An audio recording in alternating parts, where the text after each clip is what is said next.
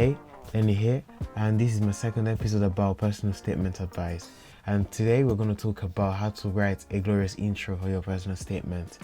Last week we talked about how to gather information to write a personal statement, and if you missed that video, there is a video link in the cards and also in the description. So without any further ado, let's get into this video. As you already know, the introduction of the personal statement is one of, if not the most important part of your personal statement, because you really want to captivate the attention of the admission officers. For some courses and some universities, you don't get interviewed, so having a good personal statement can be pretty much the deal breaker if you get in or not into a certain university. Having a great introduction will pretty much set the tone for the rest of the personal statement. So whoever is reading the introduction of a personal statement, if it's really good, they're pretty much going to say, I want to read more, and hopefully like the rest of the personal statement. So that's how important the introduction is. So let's get to the tips, and with number one, we have write about your subject area and what interests you about the course you want to read at university.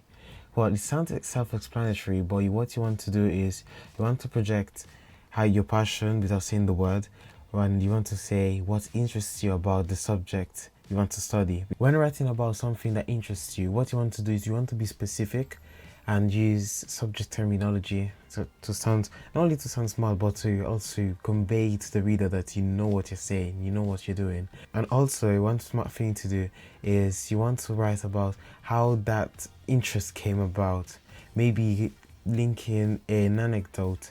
That's really cool, because anyone reading the anecdote will get an insight in your personality and makes the personal statement feel more personal to you. So number two is about writing the skills you want to learn while going to university. You don't want to say what career you want to aspire to unless it's a vocational course in which, well, the name of the course is going to pretty much correspond to the career interest you have. Instead, focus on the skill set that you know the degree is going to offer you. So to tie up these tips together, I have came up with a formula that hopefully will help you write a better and more interesting intro to your personal statement.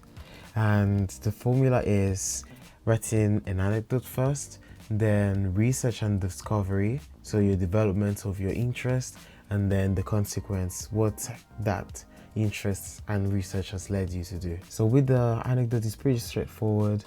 You have to write about an episode in your life that led you to have a certain interest in the subject. For example, for me, I was cross-shopping two phones, and in my quest in researching the best phone out of the two, I stumbled upon videos comparing the performance of phones and the innards of a phone, for example, the CPU, the GPU, and that really got me interested about electrical engineering.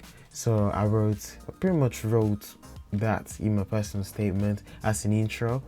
And yeah, so writing about an anecdote gives an insight into your personality and makes the interviewer remember you more easily. So the second part is then about researching and development of the ideas of the interests you gotten from this anecdote. You can talk about how the questions you had from an experience, from an encounter with the subject, led you to further research, further questions, and what did you do to feed your curiosity.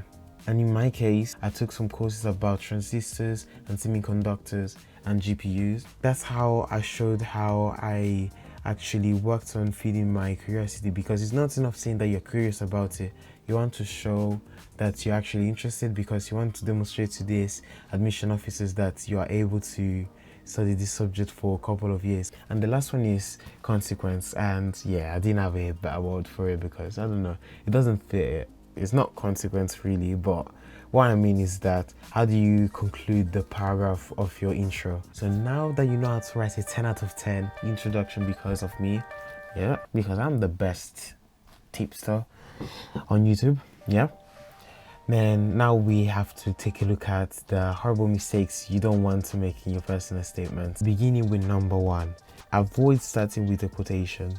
And starting with a quotation, it's, for lack of a better word, cringe, because it's not personal to you. You're just spitting out the word of another person, and don't want you to repeat, to parrot words from another person, but rather they want you to say what you think about a certain subject, what you think about a certain idea, instead of just blatantly copying and do a citation of it. Number two, I've always started saying cliches like I've always been passionate since I was a kid. I always wanted to study insert subject because it's just, no, don't do that. Don't do that. Like, that phrase has been said in countless and countless of personal statements. You want to stand out, you want to say something original, and you want to be memorable. For example, in my personal statements, I started with a rhetorical question. Like, I just started, Samsung Galaxy S10 or iPhone 10R? Like, what? What is this kid talking about? And then I developed in saying, last year I had such a difficulty making a choice between the two. I will spend countless of hours watching comparison videos on YouTube to help me decide which one should be my next purchase. Yeah, and then from there I just talked about how that sparked my interest about performance and chip design, and the lot, and how that inspired me to study electric engineering. So having a rhetorical question is really good.